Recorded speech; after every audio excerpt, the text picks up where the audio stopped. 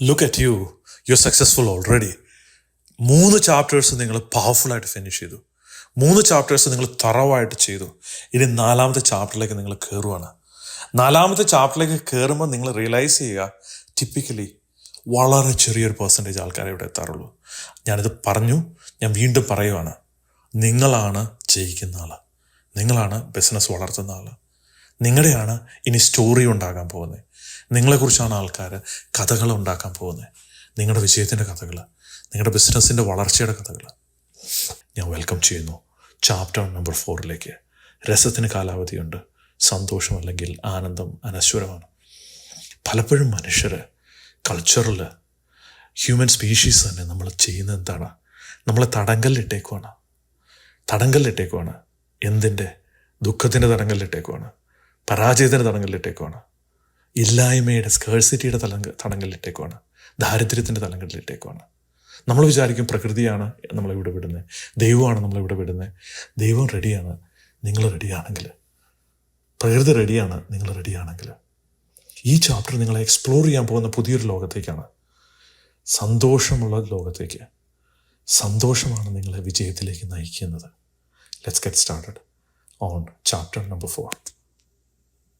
എൻ്റെ ലോകം കീഴ്മേൽ മറിഞ്ഞപ്പോൾ. അധ്യായം 4. എന്റെ ലോകം കീഴ്മേൽ മറിഞ്ഞപ്പോൾ. അർജുനുമായി കണ്ടുമുട്ടാനായി നിശ്ചയിച്ചിരിക്കുന്ന ദിവസമെത്തി. പറഞ്ഞുറപ്പിച്ചിരുന്നതുപോലെ രാവിലെ 7 മണിക്ക് തന്നെ ഞാൻ അദ്ദേഹത്തിന്റെ വീട്ടിലെത്തി. കോളിംഗ് ബെൽ അടിച്ച് വാതിൽക്കൽ കാത്തുനിന്നു. അർജുന്റെ വീട് എത്ര മനോഹരമാണ്! ഈ ഭാഗത്തെ ഏറ്റവും നല്ല വീടുകളാണിത്. പക്ഷേ ഇത് സാധാരണ വലിയ വീടുകളെ പോലെ അല്ല. അർജുന്റെ മനസ്സ് പോലെ തന്നെ ഈ വീടും നമ്മെ ഊഷ്മളമായി സ്വാഗതം ചെയ്യുന്നത് പോലെ തോന്നും. ഏതാനും ദിവസങ്ങൾക്ക് മുൻപ് അദ്ദേഹം എനിക്ക് താമസിക്കാനായി തന്ന അപ്പാർട്ട്മെന്റും ഇതേപോലെ മനോഹരമായിരുന്നു.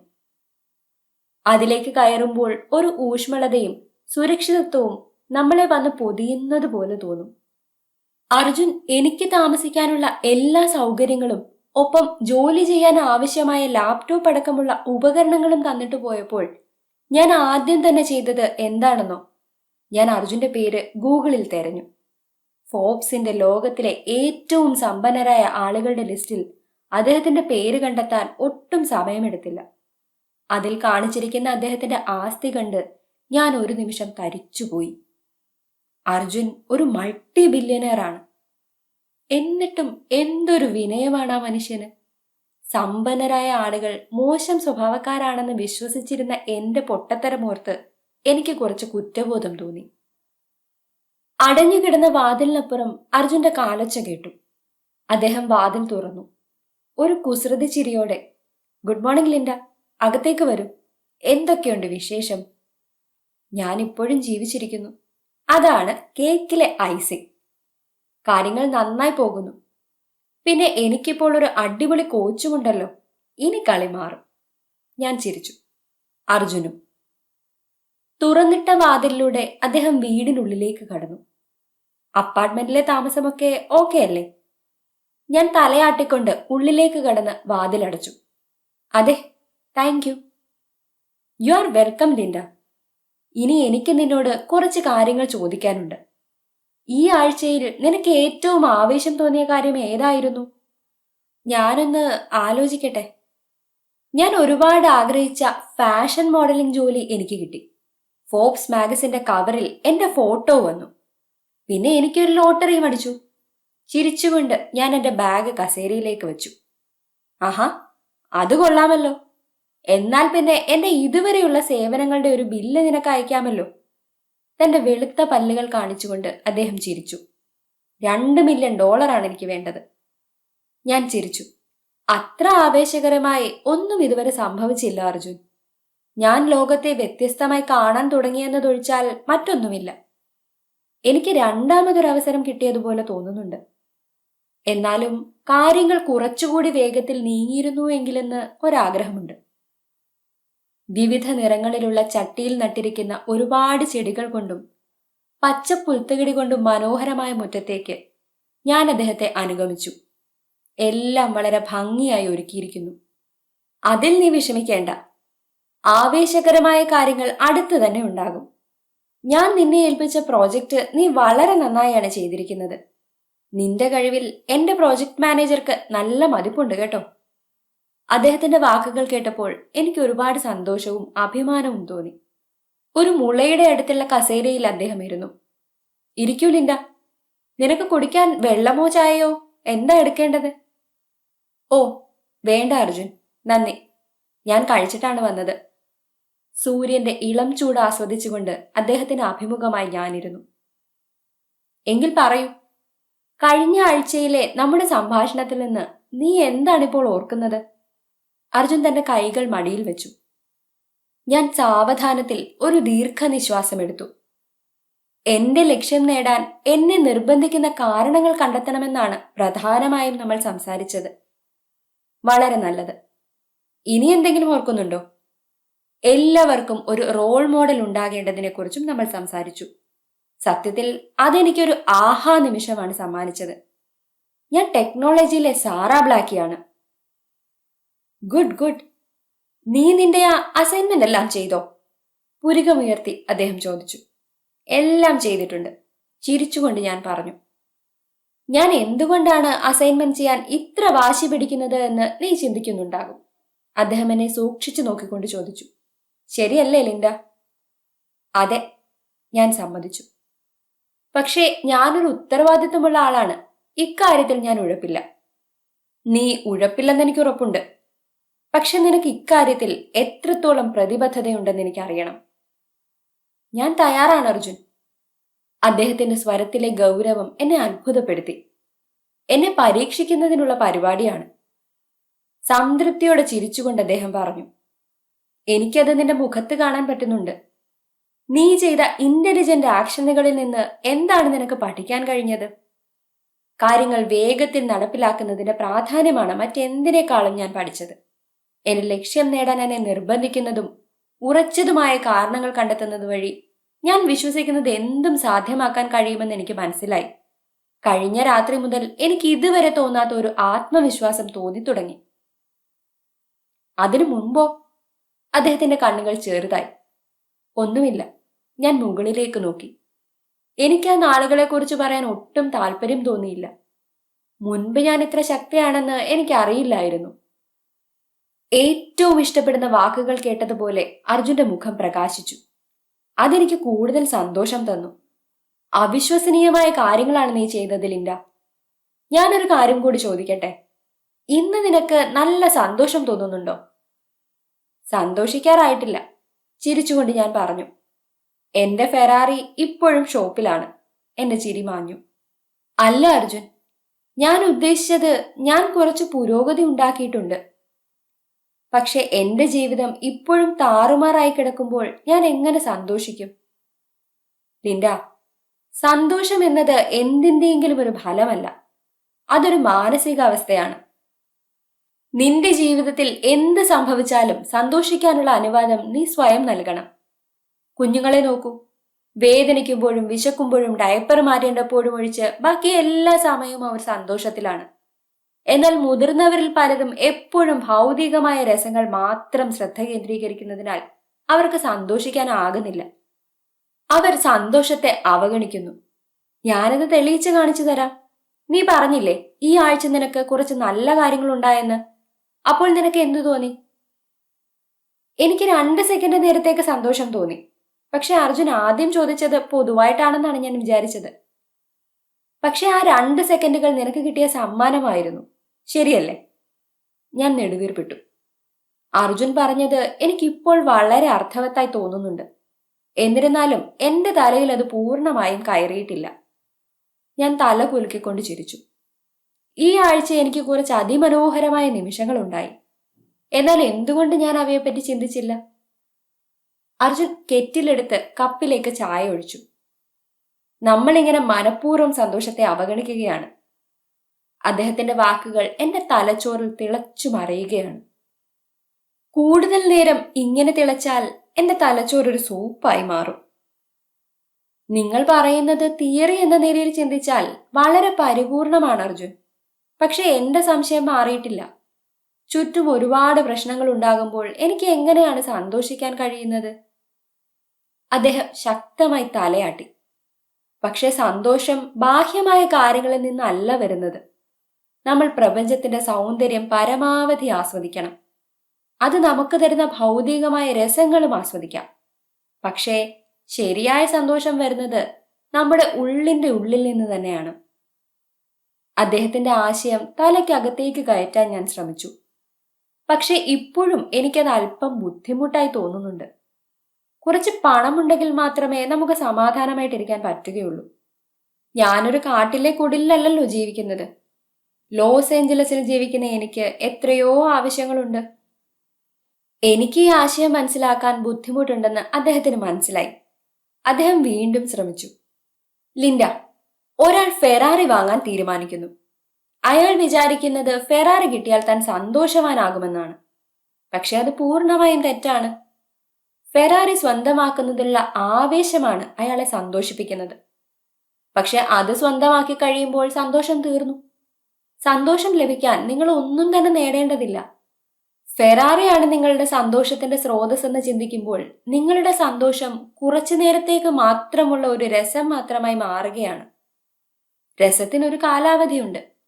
എന്നാൽ സന്തോഷം അഥവാ ആനന്ദം അനശ്വരമാണ്.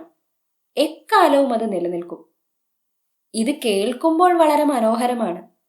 പക്ഷെ നിങ്ങൾ കയറിക്കിടക്കാൻ ഒരിടം ഇല്ലാത്തയാളാണെങ്കിലോ, നിങ്ങൾക്ക് ഭക്ഷണം കഴിക്കാനില്ലാത്ത അവസ്ഥയാണെങ്കിലോ, നിന്ന് തിരിയാൻ ഇടമില്ലാത്ത അപ്പാർട്ട്മെന്റിൽ യാതൊരു സൗകര്യവുമില്ലാതെയാണ് നിങ്ങൾ ജീവിക്കുന്നതെങ്കിലോ, സന്തോഷമായിരിക്കാൻ എങ്ങനെ നിങ്ങൾക്കൊരാളോട് പറയാൻ കഴിയും? ഇത് കുറച്ച് നിരുത്തരവാദിത്തപരവും അയാഥാർത്ഥ്യവുമല്ലേ? അർജുൻ തന്റെ കണ്ണുകൾ അടച്ചു. ഈ ചോദ്യം പ്രതീക്ഷിച്ചിരുന്നത് പോലെ വളരെ ശാന്തമായി അദ്ദേഹം പുഞ്ചിരിച്ചു. വീടോ കാറോ അല്ലെങ്കിൽ മറ്റെന്തെങ്കിലുമോ കിട്ടിയാലേ ഞാൻ സന്തോഷവതി ആകുള്ളൂ എന്ന് നിങ്ങൾ നിങ്ങളോട് പറയുകയാണെന്ന് വിചാരിക്കുക. ഞാനൊരു കാര്യം തീർത്തു പറയാം. എങ്കിൽ നിങ്ങൾക്ക് ഒരിക്കലും സന്തോഷം കിട്ടാൻ പോകുന്നില്ല. പക്ഷെ കുഞ്ഞുങ്ങളെ നോക്കുക. അവർ ഒന്നുമില്ലാതെയാണ് ഈ ലോകത്തേക്ക് വരുന്നത്. അവർക്ക് കരുതൽ കിട്ടുന്നിടത്തോളം കാലം അവർ സന്തോഷവാന്മാരാണ്. ഈ അർജുന്റെ ഒരു കാര്യം, എന്ത് പറഞ്ഞാലും കുഞ്ഞുങ്ങളുമായുള്ള താരതമ്യം. എനിക്ക് ചിരി വന്നു. പക്ഷെ കുഞ്ഞുങ്ങൾക്കും അവരുടേതായ ചില ഉപാധികളുണ്ട്. ഞാൻ വാദിച്ചു.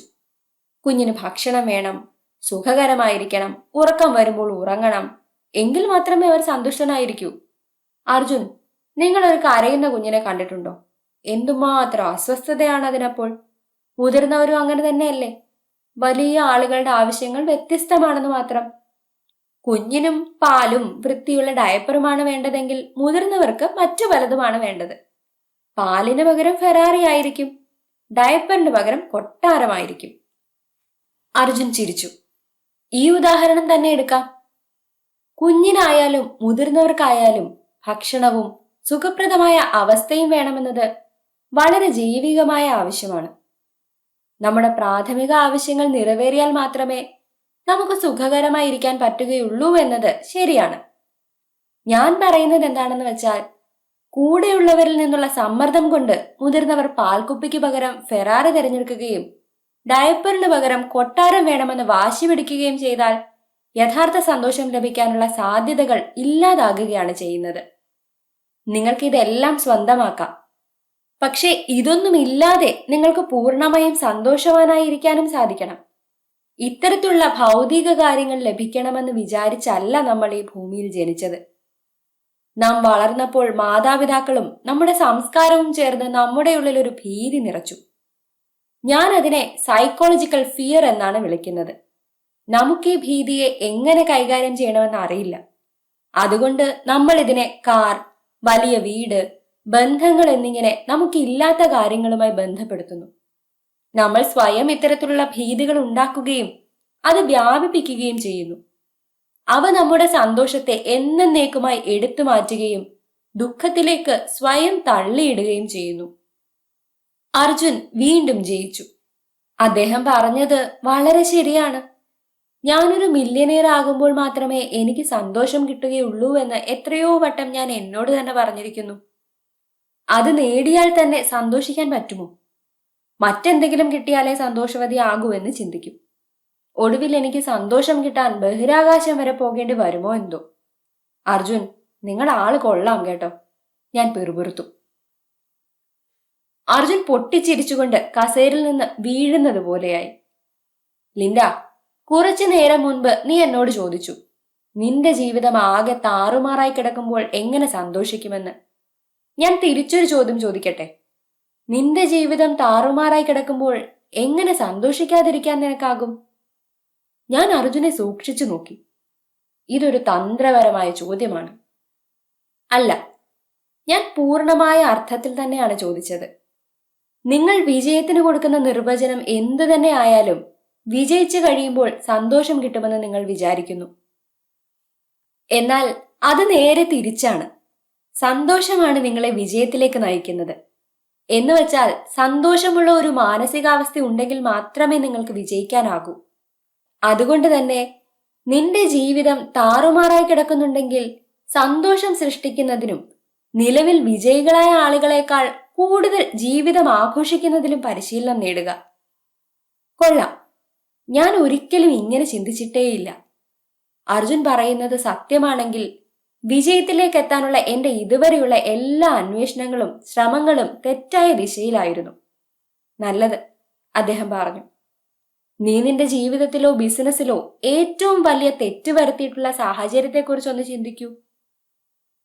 എന്റെ ചിന്തകൾ നേരെ പോയത് ചാർലിയിലേക്കാണ്. അവനെക്കുറിച്ച് ഓർക്കരുതെന്ന് ആഗ്രഹിച്ചിട്ടും. ആ തീരുമാനമെടുക്കുന്നതിന് മുമ്പ് നിന്റെ മനസ്സ് ഏതവസ്ഥയിലായിരുന്നു? കാലിന്മേൽ കാൽ കയറ്റി വെച്ചിരുന്ന് അദ്ദേഹം ചോദിച്ചു. ഞാനന്ന് വളരെ മോശം ഒരു മാനസികാവസ്ഥയിലായിരുന്നു. ആ അവസ്ഥയിൽ നിന്ന് എന്നെ കരകയറ്റാൻ ചാർലിക്ക് പറ്റുമെന്ന് ഞാൻ വിചാരിച്ചു. ഞാൻ വളരെയധികം മാനസികവും ശാരീരികവുമായ സമ്മർദ്ദത്തിലായിരുന്നു. അവിടെ ഇരുന്ന് അർജുന്റെ വീട്ടിലെ ചെടികളെ നോക്കിക്കൊണ്ട് എന്റെ മനസ്സ് ചാർലിയോടൊപ്പം സഞ്ചരിച്ചു. ഒരു വൈകുന്നേരം ജോലി കഴിഞ്ഞ് തിരിച്ച് വീട്ടിലേക്ക് എത്തിയ ഞാൻ അടുക്കളയിൽ നിന്ന് എന്റെ താക്കോലുകളും ഓഫീസ് ബാഗും തിരിച്ചു വെക്കുകയാണ്. ഞാനാണെങ്കിൽ ആകെ അസ്വസ്ഥയും ക്ഷീണിതയുമാണ്. ആ, എന്റെ ഇന്നത്തെ ദിവസമുണ്ടല്ലോ, നിനക്ക് വിശ്വസിക്കാൻ പറ്റില്ല. കഴിഞ്ഞ 3 മാസമായി ഞാൻ പിന്നാലെ നടക്കുന്ന ആ ക്ലയന്റ് ഉണ്ടല്ലോ, ഈ പുള്ളിക്കാരി ഇത്രയും നാൾ കഴിഞ്ഞിട്ട് ഇന്ന് പറയുകയാണ് അവർക്ക് താല്പര്യമില്ലെന്ന്. ചാർലി, ഞാൻ പറയുന്ന നീ കേൾക്കുന്നുണ്ടോ? ചാർലി കണ്ണു പറിക്കാതെ TV കാണുകയാണ്. ESPN, ആ ബാസ്കറ്റ്ബോൾ കളി ഒന്ന് നിർത്തിയിട്ട് കുറച്ചു നേരം ഞാൻ പറയുന്നതൊന്ന് കേൾക്കാമോ? ഞാൻ യാചിച്ചു. ദേഷ്യത്തോടെ നോക്കിക്കൊണ്ട് ചാർലി പറഞ്ഞു, പറ്റില്ല, ഇതൊരു പ്ലേ ഓഫ് ഗെയിമാണ്, നമുക്ക് പിന്നെ സംസാരിക്കാം. ഞാൻ മരവിച്ച് ഒരു കസേരയിലിരുന്നു. അവന്റെ ശ്രദ്ധ കിട്ടാനായി ഞാൻ അവിടെ ഇരുന്ന് ഒച്ച വെച്ചു. എന്നോട് അശേഷം കരുതലില്ലാത്തതിന് ഞാൻ അവനെ കുറ്റപ്പെടുത്തി. ചാർലി ഭ്രാന്ത് പിടിച്ചതുപോലെ അലറിക്കൊണ്ട് മുറിയിൽ നിന്ന് എഴുന്നേറ്റുപോയി. ഞാൻ വീട്ടിലേക്ക് വരുന്നത് കുറച്ച് സമാധാനം കിട്ടാനും ജോലിയെക്കുറിച്ച് മറക്കാനുമാണ്. ഞാനതിന് ശ്രമിക്കുകയും അതിനുവേണ്ടി നിന്നെ സഹായിക്കുകയും ചെയ്യുന്നു. പക്ഷെ എപ്പോഴും നീ പരാതിപ്പെടുമ്പോൾ ഞാൻ പ്രശ്നങ്ങൾക്ക് പരിഹാരം കണ്ടെത്താൻ ശ്രമിക്കുന്നു. എന്നാൽ നിനക്ക് ഞാൻ പറയുന്നത് ഒന്നും കേൾക്കണ്ട. നിന്റെ പ്രശ്നങ്ങൾക്ക് പരിഹാരം ആവശ്യമില്ലെങ്കിൽ പിന്നെ ഞാൻ എന്ത് ചെയ്യണം? എന്റെ ചിന്തകൾ കാടുകയറി. ലിൻഡ, ഭൂമിയിലേക്ക് വരൂ. അർജുൻ എന്നെ വർത്തമാനകാലത്തിലേക്ക് കൂട്ടിക്കൊണ്ടുവന്നു. അദ്ദേഹത്തിന്റെ കണ്ണുകൾ മൃദുവായി പുഞ്ചിരിക്കുന്നത് കാണാം. ക്ഷമിക്കണം, ഞാൻ എന്റെ ജീവിതത്തിൽ ചെയ്ത ഏറ്റവും വലിയ അബദ്ധത്തെക്കുറിച്ച് ചിന്തിക്കുകയായിരുന്നു. എനിക്ക് ജീവിതത്തിന്റെ നിയന്ത്രണം പൂർണ്ണമായും നഷ്ടമായ സമയമായിരുന്നു അത്. ഞാൻ കടുത്ത മാനസിക സമ്മർദ്ദത്തിലായിരുന്നു. എന്റെ കണ്ണുകളിൽ നിറഞ്ഞ ദുഃഖത്തെ മറച്ചു വെക്കാൻ ശ്രമിച്ചുകൊണ്ട് ഞാൻ പറഞ്ഞു, അത് സാരമില്ല. നിന്റെ അന്നത്തെ മാനസിക സമ്മർദ്ദം നിന്റെ പെരുമാറ്റങ്ങളെ ബാധിച്ചിട്ടുണ്ടെന്ന് നീ കരുതുന്നുണ്ടോ? ചിലപ്പോൾ. വീണ്ടും എന്റെ മനസ്സ് ചാർലിയുമായുള്ള ആ വിഷയത്തിൽ കറങ്ങിത്തിരിയുന്നതിനിടെ 1 മിനിറ്റ് ചിന്തിച്ചു. ഞാൻ തലയാട്ടിക്കൊണ്ട് പറഞ്ഞു, അങ്ങനെ സംഭവിച്ചിട്ടുണ്ടെന്ന് തോന്നുന്നു. നിങ്ങളുടെ മാനസികാവസ്ഥ നിങ്ങളുടെ തീരുമാനങ്ങളെയും ബാധിക്കും. നിങ്ങളുടെ മനസ്സും ശരീരവും നല്ല മാനസികാവസ്ഥയിലാണെങ്കിൽ നിങ്ങൾ മികച്ച തീരുമാനങ്ങൾ എടുക്കും. നേരെ തിരിച്ചും. അത് വളരെ ശരിയായി തോന്നുന്നു, ഞാൻ പറഞ്ഞു. മനസ്സിന്റെ നിയന്ത്രണം നഷ്ടപ്പെടുന്നത് ഒരു തെറ്റായി തോന്നുന്നത് എന്തുകൊണ്ടാണ്? കപ്പിലേക്കൊരു ചായ ഒഴിച്ചുകൊണ്ട് അർജുൻ ചോദിച്ചു. അർജുന്റെ സന്തോഷം അദ്ദേഹം കുടിക്കുന്ന ഈ ചായയിലാണെന്ന് തോന്നുന്നു. അങ്ങനെയാണെങ്കിൽ ഞാൻ ഈ ചായപ്പൊടി ഒരു പെട്ടി മുഴുവൻ വാങ്ങിക്കുന്നുണ്ട്. എന്തുകൊണ്ടെന്നാൽ ഞാൻ കസേരയിൽ നിന്ന് എഴുന്നേറ്റ് മുറ്റത്ത് നിന്നുകൊണ്ട് നെടുവീർപ്പിട്ടു. അദ്ദേഹത്തിന്റെ ചോദ്യങ്ങൾ എനിക്ക് കുറച്ച് അസ്വസ്ഥതയുണ്ടാക്കുന്നുണ്ട്. കുറച്ച് നടന്നുകൊണ്ട് സംസാരിക്കാം. അന്നത്തെ ആ മോശം അവസ്ഥയിൽ നിന്ന് മാറി മനസ്സ് തണുത്തു കഴിഞ്ഞപ്പോൾ ഞാൻ ചാർലിയുടെ അടുത്തേക്ക് തിരിച്ചു ചെന്നു. ഞങ്ങൾ അതിനെക്കുറിച്ച് സംസാരിച്ചു. എനിക്ക് എന്താണ് തോന്നിയതെന്ന് അവനോട് പറഞ്ഞു. എനിക്ക് കരുതൽ തന്നിട്ടുണ്ടായിരുന്നു എന്നാണ് അവന്റെ മറുപടി. പക്ഷെ ആ കരുതൽ കാണിക്കേണ്ടത് എന്റെ പ്രശ്നങ്ങൾക്ക് പരിഹാരം പറഞ്ഞു തന്നുകൊണ്ടായിരുന്നു എന്നാണ് അവൻ ചിന്തിച്ചിരുന്നത്. എനിക്ക് വേണ്ടത് എന്നെ മനസ്സിലാക്കുകയായിരുന്നു, അല്ലാതെ പരിഹാരം പറഞ്ഞു തരികയായിരുന്നില്ല. പക്ഷെ അതവന് തിരിച്ചറിയാൻ കഴിഞ്ഞില്ല. എനിക്ക് മനസ്സിലായി. അത് കഷ്ടമായി പോയല്ലോ. ഇനി പറയൂ, വ്യത്യസ്തമായ ഒരു മാനസികാവസ്ഥയിലായിരുന്നെങ്കിൽ നീ വ്യത്യസ്തമായ ഒരു തീരുമാനമെടുക്കുമായിരുന്നില്ലേ? മിക്കവാറും. താഴേക്ക് തൂങ്ങിക്കിടക്കുന്ന വള്ളിച്ചെടിയുടെ ഇലകളിൽ തിരുമ്മിക്കൊണ്ട് ഞാൻ പറഞ്ഞു. മിക്കവാറും എന്നാണോ അതെ എന്നാണോ? അദ്ദേഹം ചോദിച്ചു.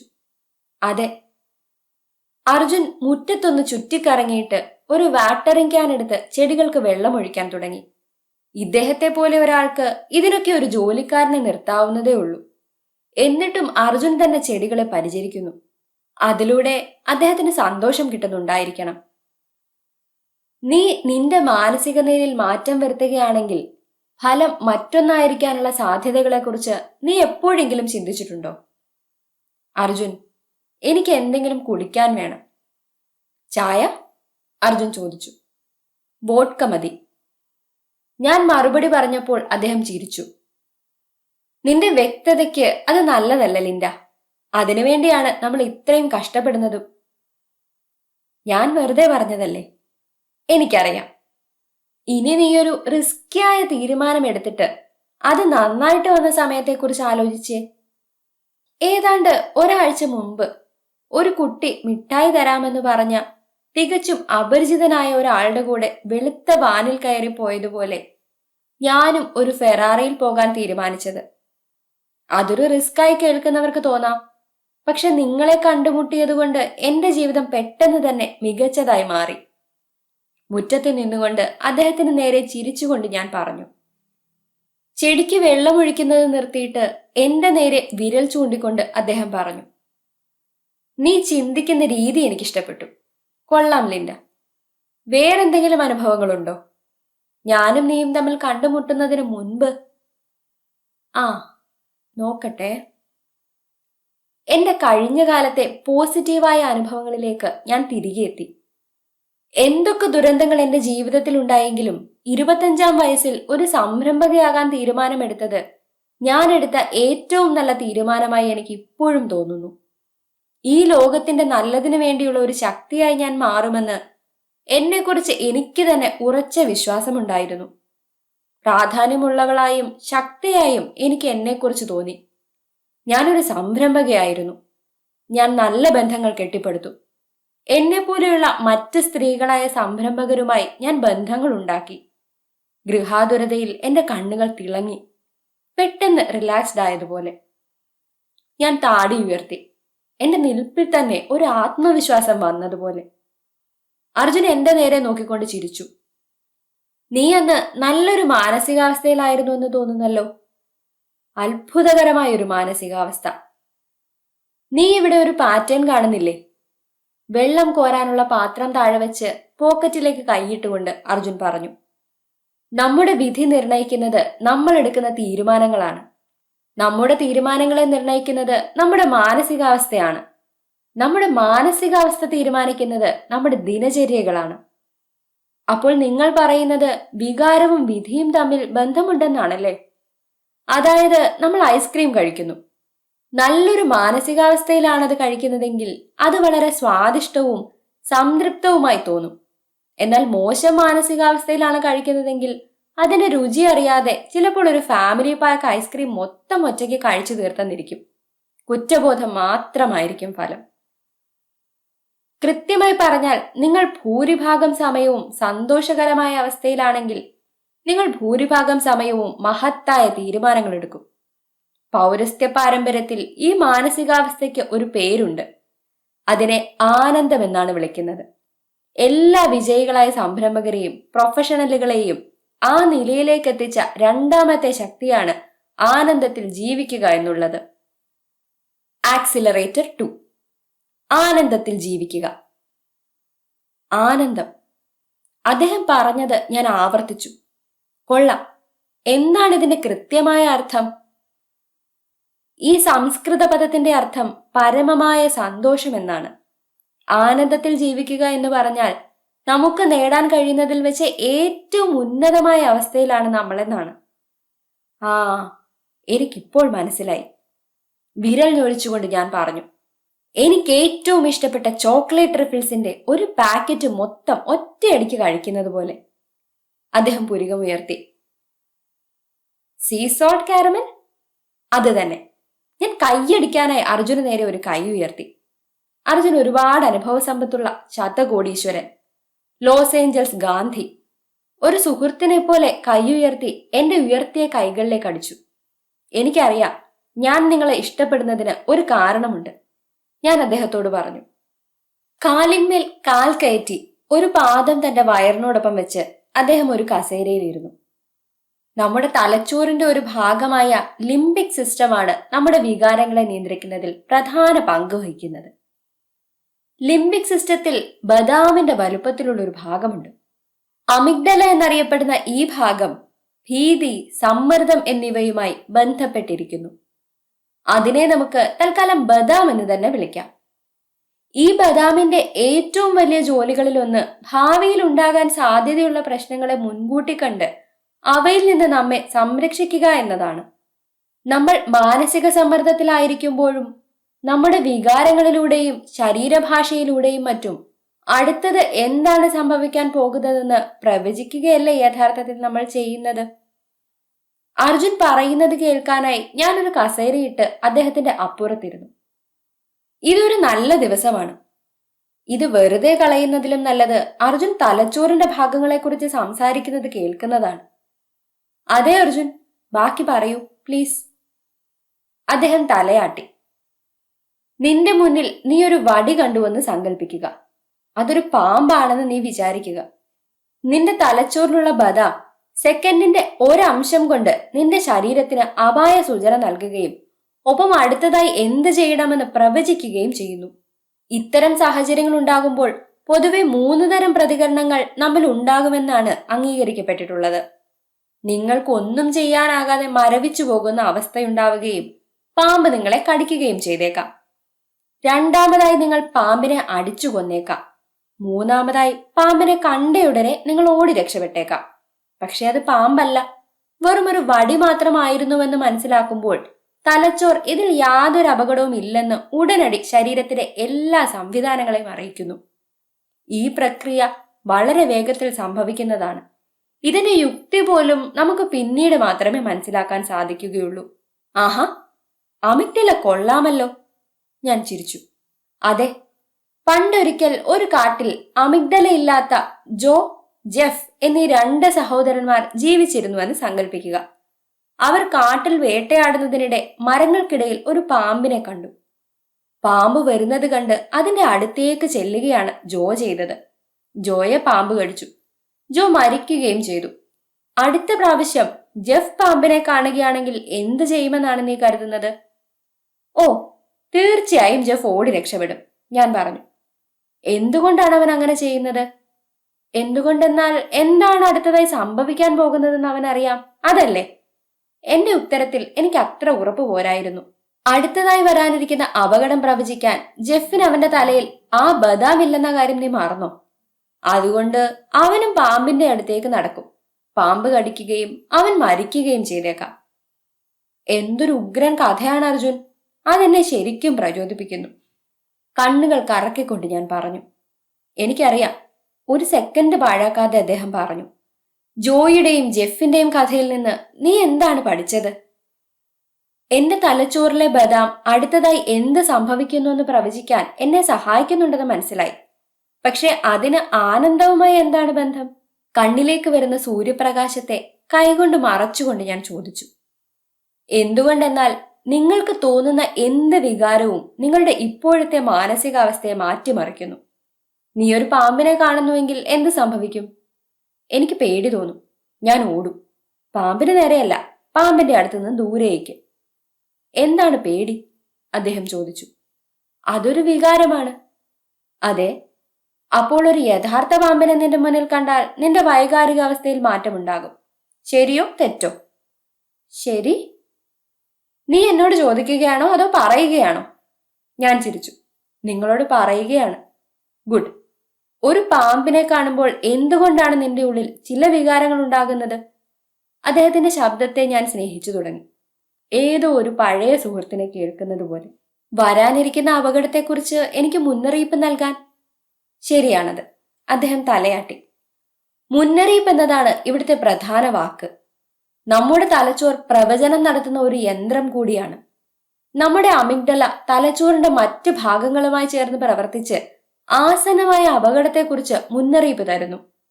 ബിസിനസ്സിലായാലും ജീവിതത്തിലായാലും പാമ്പല്ല അപകടകാരി.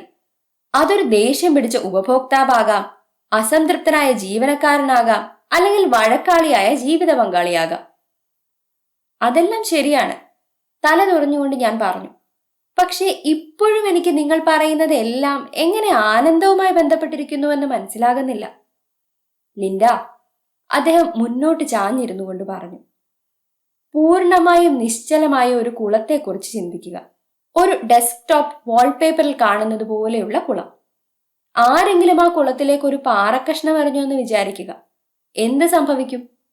വെള്ളം വളരെ ഉയരത്തിൽ ഉയർന്നു തെറിക്കും. ഒരു വർഷം അതിഭയങ്കരമായ ശൈത്യം വന്നുവെന്ന് വിചാരിക്കുക. കുളം സ്വയം സംരക്ഷിക്കുന്നതിനായി അതിലെ വെള്ളം മുഴുവൻ തണുത്തുറയാൻ അനുവദിക്കും. ശൈത്യം പോയി വസന്തകാലം വരുന്നു. പക്ഷെ അപ്പോഴും കുളത്തിന് ശൈത്യകാലത്തെ ഓർത്തുള്ള പേടി മാറുന്നില്ല. അതിന്റെ മുകളിൽ അപ്പോഴും ഐസിന്റെ ഒരു പാളിയുണ്ട്. നിങ്ങളെ ജീവിതത്തിന്റെ കടുത്ത ശൈത്യത്തിൽ നിന്ന് രക്ഷിക്കാൻ ഇതുതന്നെയാണ് നിങ്ങളുടെ മനസ്സ് ചെയ്യുന്നതും. വികാരങ്ങൾ പുറത്തു വരാതിരിക്കാൻ അത് തണുത്തു മരവിക്കുന്നു. തണുത്തുറഞ്ഞു കിടക്കുന്ന കുളത്തിലേക്ക് ഒരു പാറക്കഷ്ണം എടുത്തിട്ടാൽ അവിടെ വെള്ളം തെറിക്കുമോ? ഇല്ല, പാറക്കഷ്ണം മഞ്ഞുകട്ടയിൽ തട്ടിത്തെറിക്കും. പക്ഷേ കുളത്തിന്റെ ഉള്ളിലുള്ള ചെടികൾക്ക് നിലനിൽക്കാൻ ആവശ്യമായ സൂര്യപ്രകാശം ലഭിക്കുന്നില്ല. അതുകൊണ്ട് തണുത്തുറഞ്ഞ പ്രതലത്തിൽ നിന്ന് താഴേക്ക് സൂര്യപ്രകാശം എത്തുന്നതിനായി സൂര്യൻ ആ മഞ്ഞുപാളിയിൽ ഒരു തുളയുണ്ടാക്കുന്നു. സൂര്യപ്രകാശം താഴേക്ക് എത്തുകയും ചെടികൾക്ക് വളരാൻ സാധിക്കുകയും ചെയ്യുന്നു. ഇത്തരത്തിൽ നമ്മളുടെ മനസ്സിനും ജീവിതത്തിലെ ശൈത്യം മാറിക്കഴിഞ്ഞിട്ടും എക്കാലവും മരവിച്ച അവസ്ഥയിലിരിക്കാനാകില്ല. അങ്ങനെ ഇരുന്നാൽ വിഷാദത്തിലേക്ക് വീണുപോകും. അതുകൊണ്ട് തന്നെ മനസ്സ് വികാരങ്ങൾ പുറത്തേക്ക് വരാനുള്ള ഒരു ദ്വാരമിടുന്നു. തണുത്തുറഞ്ഞ് ഐസ് കട്ടകൾ കൊണ്ട് അടക്കി വെച്ചിരുന്ന എല്ലാ വികാരങ്ങളും ആ ദ്വാരത്തിലൂടെ പുറത്തേക്ക് പോകാൻ വെമ്പൽ കൊള്ളുന്നു. എന്തുതരം വികാരങ്ങളായിരിക്കും ആദ്യം പുറത്തു പോകുന്നത്? നെഗറ്റീവ് വികാരങ്ങളായ ദേഷ്യം, കുറ്റബോധം, വിഷമം തുടങ്ങിയവയായിരിക്കും. ഒരു തുളയിൽ കൂടി സൂര്യപ്രകാശം വരികയും ഇരുട്ട് മാറുകയും ചെയ്യുമ്പോൾ ചെടികൾ സന്തോഷമായിരിക്കുകയല്ലേ ചെയ്യുന്നത്? ഞാൻ ചോദിച്ചു. നല്ല ചോദ്യം. എന്റെ ചോദ്യത്തിൽ മതിപ്പ് തോന്നിയിട്ടെന്ന വണ്ണം അദ്ദേഹം കസേരയിൽ നിന്ന് അനങ്ങി. അവിടെ ഭയമില്ലെങ്കിൽ അത് പൂർണ്ണമായും ശരിയാണ്. പക്ഷെ ഓർമ്മിക്കുക, കുളം അപ്പോഴും വിനാശകാരിയായ ആ ശൈത്യത്തെ ഭയപ്പെട്ടുകൊണ്ടിരിക്കുകയാണ്. അതുകൊണ്ട് അത് നെഗറ്റീവ് വികാരങ്ങളോട് പ്രതികരിക്കുന്നു. ആ ദ്വാരമുള്ള സ്ഥലത്തേക്ക് ഒരു കല്ലിട്ടാൽ വലിയ ഓളമായിരിക്കും ഉണ്ടാകുന്നത്. എന്തുകൊണ്ടെന്നാൽ കുളത്തിന്റെ ബാക്കിയുള്ള ഭാഗങ്ങൾ ആ ഓളങ്ങളെ ആഗിരണം ചെയ്യാൻ ചുറ്റുമുള്ള ഐസ് അനുവദിക്കുന്നില്ല. അത് വളരെ ശരിയാണ്, ഞാൻ പതിയെ പറഞ്ഞു. മഞ്ഞുരുകിയ ആ സ്ഥലത്ത് കല്ലിടുമ്പോൾ കുളം കൂടുതൽ പ്രതികരിക്കുന്നിടത്താണ് പ്രശ്നമുണ്ടാകുന്നത്. കാരണം ആ ഓളങ്ങൾ വളരെ വലുതാണ്. തൽഫലമായി ഐസ് നിറഞ്ഞ ആ കുളത്തെ മൊത്തത്തിൽ ഇളക്കി മറിക്കുന്ന വലിയ ഓളങ്ങൾ ഉണ്ടാക്കുന്നു. ഇതേ രീതിയിൽ കുറ്റബോധം, ദേഷ്യം, വിഷമം അല്ലെങ്കിൽ മറ്റേതെങ്കിലും നെഗറ്റീവ് വികാരത്തോടെയാണ് നാം നമ്മുടെ ജീവിതത്തിൽ ഉണ്ടാകുന്ന വസന്തകാലത്തോട് പ്രതികരിക്കുന്നത്. അങ്ങനെയാണ് നമ്മുടെ മനസ്സ് ജീവന്റെ നീർച്ചാലുകളായ ജീവിതത്തിലെ അവസരങ്ങളെ നശിപ്പിക്കുന്നത്. കുളത്തിൽ ഒരിക്കലും അതിനെ ഇളക്കി മറിക്കുന്ന രീതിയിലുള്ള ഓളങ്ങൾ ഉണ്ടാകുന്നില്ല. ഓളങ്ങൾ ഒരു പ്രത്യേക സ്ഥലത്ത് നിയന്ത്രണാതീതമാകുമ്പോൾ എല്ലാം താറുമാറാകുന്നുവെന്ന് അത് ചിന്തിക്കുകയാണ്. ലിൻഡ, നിന്റെ വികാരങ്ങളും ഇതേ രീതിയിലാണ് പ്രവർത്തിക്കുന്നത്. അർജുൻ തുടർന്നു പറഞ്ഞു. നമ്മൾ നമ്മുടെ ബിസിനസ്സുകൾ വളർത്താനായി ശ്രമിച്ചുകൊണ്ടിരിക്കുമ്പോൾ ആളുകൾ നമ്മെ അവഗണിച്ചേക്കാം, അല്ലെങ്കിൽ മോശമായി പെരുമാറിയേക്കാം. നമ്മൾ ഒറ്റപ്പെട്ടതായി തോന്നുകയും ദിനംപ്രതി വരുന്ന പ്രതിസന്ധികളെ അതിജീവിക്കാനുള്ള ആത്മവിശ്വാസം നഷ്ടപ്പെടുകയും ചെയ്തേക്കാം. നമ്മൾ ദയനീയമായി പരാജയപ്പെട്ടേക്കാം. എനിക്കതെല്ലാം നന്നായി അറിയാം. നമ്മുടെ മനസ്സിൽ അർജുൻ വിശദീകരിക്കാൻ തുടങ്ങി. നമ്മൾ കാഠിന്യത്തിന്റെയും സ്ഥിരതയുടെയും ഒരു പാളി ഐസ് സൃഷ്ടിച്ചേക്കാം. തിരസ്കരണത്തിന്റെയും പരാജയത്തിന്റെയും ആഘാതം നമുക്ക് അനുഭവപ്പെടാതിരിക്കാൻ കുളത്തെ പോലെ നമ്മളും നമ്മുടെ മനസ്സ് മരവിപ്പിച്ചേക്കാം. ഇതൊരു പ്രതിരോധ തന്ത്രമാണ്. പക്ഷെ ഒരു കാര്യം ഓർക്കുക, നമ്മൾ തിരസ്കരണത്തിന്റെയും പരാജയത്തിന്റെയും കല്ലുകൾക്ക് നേരെ മനസ്സ് മരവിപ്പിച്ചെന്നാൽ നമുക്ക് പൂക്കളുടെയോ വിജയത്തിന്റെയോ മാന്ത്രികത അനുഭവിക്കാൻ സാധിക്കുകയില്ല. ഈ മാനസികാവസ്ഥയിൽ നിങ്ങൾക്ക് ആനന്ദത്തിലെത്താൻ സാധിക്കില്ല. അതെ, എന്റെ മാനസികാവസ്ഥയിൽ മാറ്റം വരുത്തേണ്ടതുണ്ട്. എനിക്കത് മനസ്സിലാവുകയും ചെയ്തു. പക്ഷെ അത് ചിലപ്പോഴൊക്കെ ബുദ്ധിമുട്ടാണ്. ടൈലിട്ട തിളങ്ങുന്ന തറയിൽ വീണ് കിടക്കുന്ന ഒരു ഉണങ്ങിയ ഇലയെടുത്ത് അതിനെ കീറി കഷ്ണമാക്കിക്കൊണ്ട് ഞാൻ പറഞ്ഞു, എനിക്ക് മനസ്സിലായി ലിൻഡ.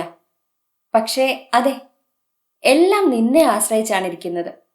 കുളത്തെ പോലെ നമ്മുടെ എല്ലാവരുടെയും മനസ്സിന്റെ ഉള്ളിൽ തണുത്തുറഞ്ഞു കിടക്കുന്ന പ്രതലത്തിനൊപ്പം തണുത്തുറയാത്ത ചെറിയൊരു ഭാഗം കൂടിയുണ്ട്. നമ്മുടെ ശരിയായ വികാരങ്ങൾ പുറത്തേക്ക് പോകാൻ സഹായിക്കുന്ന സ്ഥലം. അരാജകത്വത്തിന്റെയും അനിശ്ചിതത്വത്തിന്റെയും അലയൊലികൾ നമുക്ക് അനുഭവപ്പെടുന്നത്, അതായത് ഏറ്റവും വലിയ നെഗറ്റീവ് വികാരങ്ങൾ അനുഭവിക്കുന്നത് ഈ തണുത്തുറയാത്ത ഭാഗത്തുകൂടിയാണ്. പ്രൈം നെഗറ്റീവ് ഇമോഷൻ എന്ന് ഞാൻ ഇതിനെ വിളിക്കും. ഈ വികാരത്തിന്റെ കണ്ണിലൂടെയാണ് നാം ലോകത്തെ കാണുന്നത്. ചില ആളുകൾ പറയും, എനിക്ക് എപ്പോഴും കുറ്റബോധം തോന്നുന്നു. മറ്റു ചിലർ പറയുന്നു, എനിക്ക് എപ്പോഴും വിഷമമാണ്, അല്ലെങ്കിൽ എനിക്ക് ദേഷ്യമാണ്, നിരാശയാണ്. നാം നമ്മുടെ മുഖ്യ വികാരവുമായി നമ്മുടെ ഐഡന്റിറ്റിയെ ബന്ധപ്പെടുത്തുന്നു. ഞാൻ അർജുനാണ് എന്ന് പറയുന്നതിനേക്കാൾ കൂടുതൽ ഞാനൊരു ദേഷ്യക്കാരനാണ് എന്ന് സ്വയം പറയുന്ന പോലെ. നിങ്ങളുടെ പ്രാഥമിക വികാരം വിഷാദമോ കുറ്റബോധമോ പോലെ നെഗറ്റീവ് ആണെങ്കിൽ അതാണ് നിങ്ങളുടെ കുളത്തിലും എപ്പോഴും അനുഭവപ്പെടുന്നത്. അർജുൻ പറഞ്ഞതെല്ലാം ഞാൻ മനസ്സിൽ സ്വീകരിച്ചു. ഇതിൽ നിന്ന് എനിക്ക് പഠിക്കാനും മനസ്സിലാക്കാനും ഏറെയുണ്ട്. അദ്ദേഹം പറയുന്നത് എല്ലാം എനിക്ക് മനസ്സിലാകുന്നുണ്ടെന്ന് എനിക്ക് ഉറപ്പൊന്നുമില്ല. പക്ഷേ ആ പറയുന്നതിന്റെ ചെറിയൊരംശം എനിക്ക് കിട്ടിയാൽ തന്നെ എനിക്ക് കളിയിൽ ഒരുപാട് മുന്നോട്ടു പോകാൻ പറ്റും. നിനക്ക് മനസ്സിലാകുന്നില്ലേ ലിൻഡ? ഞാൻ ശ്രമിക്കുകയാണ്. ആനന്ദത്തിൽ ജീവിക്കുന്നതിനായി ഞാൻ പവർ സെറിമണി എന്ന് വിളിക്കുന്ന ഒരു കാര്യം ചെയ്യണം. നമ്മുടെ മുഖ്യ വികാരത്തെ നിയന്ത്രിച്ച് നമ്മുടെ മനസ്സിനെ ആഘോഷത്തിലേക്ക് തിരിച്ചു കൊണ്ടുവരാനുള്ള പ്രക്രിയയാണ് പവർ സെറിമണി. നെഗറ്റീവ് വികാരങ്ങളുടെ ഓളങ്ങൾ കുറച്ചുകൊണ്ട് ആനന്ദത്തിലേക്ക് നമ്മെ എത്തിക്കുന്നതിനുള്ള മാർഗം കൂടിയാണിത്. എന്ത്? അർജുനെ വെല്ലുവിളിച്ചുകൊണ്ടായിരുന്നു എന്റെ ചോദ്യം. നിങ്ങളുടെ കുളത്തിലെ ഐസ് കട്ടയുടെ ദ്വാരങ്ങളുടെ അരികുകൾ തുറക്കുന്ന പ്രക്രിയയാണ് പവർ സെറിമണി. നിങ്ങളുടെ ഉള്ളിലുള്ള നല്ലതും ചീത്തയും പോസിറ്റീവും നെഗറ്റീവുമായ ആരെയും വേദനിപ്പിക്കാത്ത എല്ലാ വികാരങ്ങളും പുറത്തു വരട്ടെ. അങ്ങനെ ആ ദ്വാരങ്ങളുടെ അരികുകൾ പൊട്ടിത്തുടങ്ങട്ടെ. പതിയെ ആ കുളം വലിയൊരു ദ്വാരമാകുമ്പോൾ എന്ത് സംഭവിക്കും? മീൻ പിടിക്കാനുള്ള സമയമായി. അർജുൻ പറയുന്ന കാര്യങ്ങൾ പലതും മനസ്സിലാക്കാൻ പറ്റാത്തതിന്റെ സമ്മർദ്ദം പുറത്തുവിടുന്നതിനായി ശ്രമിച്ചുകൊണ്ട് ഞാൻ പറഞ്ഞു, എത്ര വലിയ ദ്വാരമാണോ ഉള്ളത് അത്രയും കുറച്ച് ഐസ് മാത്രമേ കുളത്തിലുണ്ടാകൂ. നിനക്കത് മനസ്സിലായി? സന്തോഷം കൊണ്ട് അദ്ദേഹം ഉച്ചത്തിൽ പറഞ്ഞു. കൊള്ളാം. ഇത്രയും നേരം വിചാരിച്ചത് അർജുൻ പറയുന്നത് എല്ലാം തലയിൽ കയറാതെ എന്റെ തലയ്ക്ക് മുകളിലൂടെ പറക്കുന്നു എന്നാണ്. മറ്റൊരു ബിസിനസ് പരാജയമോ ബന്ധങ്ങളിൽ നിന്നുള്ള അവഗണനയോ ഉണ്ടായാൽ നിങ്ങളുടെ മനസ്സ് എന്ത് ചിന്തിക്കും? വളരെ തണുത്തുറഞ്ഞിരിക്കുകയാണല്ലോ. എന്റെ യജമാനൻ ഭയങ്കര സമ്മർദ്ദത്തിലാണെന്ന് തോന്നുന്നു. കൂടുതൽ ഐസ് കട്ടയുണ്ടാക്കി ഞാൻ പുള്ളിക്കാരനെ സഹായിക്കട്ടെ. ഇപ്പോഴെനിക്ക് കാര്യങ്ങൾ കൃത്യമായി മനസ്സിലായി. ഏത് വികാരമാണ് നിനക്ക് ജീവിതത്തിൽ ഏറ്റവും കൂടുതലായി തോന്നുന്നത്? എന്റെ നേരെ തലചെരിച്ച് അദ്ദേഹം ചോദിച്ചു. കൃത്യമായി പറയാനാകുന്നില്ല. അതിനെക്കുറിച്ച് ചിന്തിച്ചു നോക്ക്. നിരവധി പേർക്ക് അത് കുറ്റബോധമാണ്. ചിലർക്കത് വിഷമമോ ദേഷ്യമോ ആണ്. ചില ആളുകളാകട്ടെ കൂടുതൽ ആഴത്തിലുള്ള വികാരങ്ങൾ ഉണ്ടാകുന്നു. മറ്റു ചിലരുടെ മുഖ്യ വികാരം സന്തോഷമാണ്. ഞാനൊന്ന് ആലോചിക്കട്ടെ. എനിക്ക് കുടുംബത്തിന് ആവശ്യമായ പിന്തുണ കൊടുക്കാൻ പറ്റിയില്ല. എന്റെ ബിസിനസ് മൂക്കറ്റം കടത്തിലായി. ഞാൻ ചെയ്തത് മുഴുവൻ അബദ്ധമായെന്ന് എപ്പോഴും എന്റെ മനസ്സ് പറഞ്ഞുകൊണ്ടിരിക്കുന്നു. എനിക്ക് എപ്പോഴും കുറ്റബോധം തോന്നുന്നുവെന്ന് പറയേണ്ടി വരും. അങ്ങനെ തോന്നേണ്ട കാര്യമില്ല. അർജുൻ വീണ്ടും മുന്നോട്ട് ചാഞ്ഞ് കൈകൾ മുട്ടിൽ കുത്തി എന്നെ ഉറ്റുനോക്കിക്കൊണ്ട് പറഞ്ഞു. ഒന്നിനെ ഓർത്തും നിനക്ക് കുറ്റബോധം തോന്നേണ്ട കാര്യമില്ല. പക്ഷേ എനിക്കുണ്ട്. അങ്ങനെയെങ്കിൽ കുറ്റബോധമാണ് നിന്റെ മുഖ്യ നെഗറ്റീവ് വികാരം. നിർഭാഗ്യവശാൽ പല സ്ത്രീകളുടെയും മുഖ്യ വികാരങ്ങളിൽ ഒന്നാണിത്. കുറ്റബോധത്തിൽ കൂടിയാണ് പല സ്ത്രീകളും ലോകത്തെ കാണുന്നത്. ചെറുപ്പത്തിൽ എനിക്ക് നന്നായി ദേഷ്യം വരുമായിരുന്നു. മിക്ക പുരുഷന്മാരെ പോലെയും ഇതായിരുന്നു എന്റെ പ്രൈം നെഗറ്റീവ് ഇമോഷൻ. നമ്മുടെ പ്രാഥമിക വികാരങ്ങൾ നാം മറ്റുള്ളവരുടെ മേൽ കാണും. എന്റെ ജീവിതത്തിന്റെ നല്ലൊരു ഭാഗം ഞാൻ വിശ്വസിച്ചിരുന്നത് ദേഷ്യമാണ് എല്ലാവരുടെയും പ്രൈം നെഗറ്റീവ് ഇമോഷൻ എന്നാണ്. നിന്റെ മുഖ്യ വികാരം കുറ്റബോധമായതിനാൽ തലച്ചോർ നിന്നെ എപ്പോഴും കുറ്റബോധത്തിലായിരിക്കാൻ സഹായിക്കുന്ന തരത്തിൽ തയ്യാറെടുത്തിരിക്കുകയാണ്. കുറ്റബോധമുണ്ടാകുന്ന ചോദ്യങ്ങൾ സ്വയം ചോദിച്ചുകൊണ്ടിരിക്കാൻ മനസ്സ് ചട്ടം കെട്ടിയിരിക്കുകയാണ്. നിന്റെ മനസ്സിന് കുറ്റബോധമുണ്ടാക്കുന്നതിന് വളരെ ലളിതമായ ചേരുവയാണുള്ളത്. ഞാൻ സമ്മതത്തോടെ തലയാട്ടി. എന്റെ കാര്യത്തിൽ അർജുൻ പറഞ്ഞത് 100% ഉറപ്പാണ്. വികാരങ്ങളെ നിയന്ത്രിച്ച് കൂടുതൽ സമയം ആനന്ദം അനുഭവിക്കാനുള്ള പ്രക്രിയയാണ് പവർ സെറിമണി. നീ എല്ലാ ദിവസവും ബ്രഷ് ചെയ്യുന്നു, എല്ലാ ദിവസവും മേക്കപ്പ് ഇടുന്നു. എന്നാൽ മനസ്സിനെ ബ്രഷ് ചെയ്യുകയും ആത്മാവിന് മേക്കപ്പ് ഇടുകയും ചെയ്യുന്ന പരിപാടിയാണ് പവർ സെറിമണി. പവർ സെറിമണിയുടെ സമയത്ത് നിന്റെ മുഴുവൻ തലച്ചോറും നിന്റെ ഇമോഷണൽ തലച്ചോറായ അമിഗ്ദല ഉൾപ്പെടെ തലച്ചോറിന്റെ മുൻഭാഗവും കൂടി ചേർന്ന് വലിയ നേട്ടങ്ങൾ ഉണ്ടാക്കുന്നതിനായി പ്രവർത്തിക്കുന്നു. പവർ സെറിമണിയുടെ ആദ്യ ഭാഗത്ത് നാം വളരെ ലളിതമായി മുഖ്യ നെഗറ്റീവ് വികാരങ്ങളെ മാനേജ് ചെയ്യുന്നതേ ഉള്ളൂ. എന്റെ മുഖ്യ വികാരമായ ദേഷ്യത്തിൽ നിന്ന് മാറാൻ എനിക്ക് ഏറെ വർഷങ്ങളെടുത്തു. പക്ഷെ നിനക്കിത് ഏതാനും ആഴ്ചകൾ കൊണ്ട് ചെയ്യാനാകും. ഒരേ സമയം നിന്റെ മുഖ്യ നെഗറ്റീവ് വികാരത്തെ കുറച്ചുകൊണ്ടുവരാൻ സഹായിച്ച് പോസിറ്റീവ് വികാരങ്ങളെ ശക്തപ്പെടുത്താൻ പവർ സെറിമണി സഹായിക്കും. എന്താണ് അതുകൊണ്ട് അർത്ഥമാക്കുന്നത്? തിരിച്ച് അപ്പാർട്ട്മെന്റിൽ ചെന്നു കഴിഞ്ഞ് അദ്ദേഹം പറഞ്ഞ കാര്യങ്ങളെല്ലാം വിലയിരുത്തി എന്തെല്ലാം ചെയ്താൽ ആനന്ദത്തിലേക്ക് എത്താമെന്ന് കണ്ടെത്തി അതിനുശേഷം അത് ചെയ്യാനുള്ള ഒരു ഗെയിം പ്ലാൻ ഉണ്ടാക്കുന്നതിനെ കുറിച്ച് ചിന്തിച്ചുകൊണ്ട് ഞാൻ പറഞ്ഞു. ഇതുകൊണ്ട് അർത്ഥമാക്കുന്നത് എന്താണെന്ന് വെച്ചാൽ നിനക്ക് നിന്റെ കുറ്റബോധത്തെ മെച്ചപ്പെട്ട രീതിയിൽ കൈകാര്യം ചെയ്യാമെന്ന് മാത്രമല്ല, നമ്മൾ കണ്ടെത്തുന്ന ചുവടുകൾ പിന്തുടരുന്നത് വഴി വളരെ ലളിതമായി ആനന്ദത്തിലേക്ക് എത്താനും സാധിക്കും. പക്ഷെ ഞാൻ ആദ്യമേ തന്നെ ഒരു ചോദ്യം ചോദിക്കട്ടെ. 0 എന്നത് അങ്ങേയറ്റം നിരാശയുടെ അവസ്ഥയും 10 എന്നത് പരമാനന്ദത്തിന്റെ അവസ്ഥയുമാണെന്ന് വിചാരിക്കുക. എങ്കിൽ നിന്റെ ഇപ്പോഴത്തെ മാനസികാവസ്ഥയെ സൂചിപ്പിക്കുന്ന സംഖ്യ ഏതാണ്? 4 ആണെന്ന് പറയാം. എന്നാലും കഴിഞ്ഞ ആഴ്ചയിലെ നനഞ്ഞുകുളിച്ച് മണല് പറ്റിയ അവസ്ഥയിൽ നിന്ന് വലിയ രീതിയിൽ മെച്ചപ്പെട്ടിട്ടുണ്ട്.